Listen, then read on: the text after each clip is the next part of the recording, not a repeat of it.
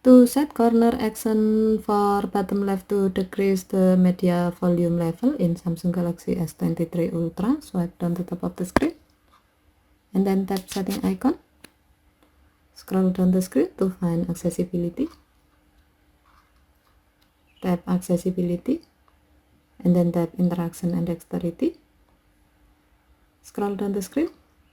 Under mouse and physical keyboard section, tap auto action after pointer stop. Under corner action section, tap bottom left and then tap the gray on offset next to media volume down to enable this option. When the switch turns blue, it means that this option is on. Next, you can connect a USB or Bluetooth mouse with your phone.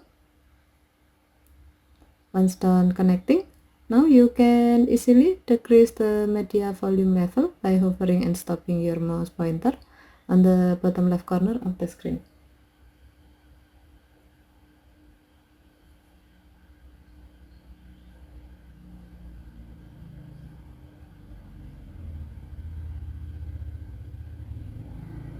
Okay, thank you for watching. Have a nice day.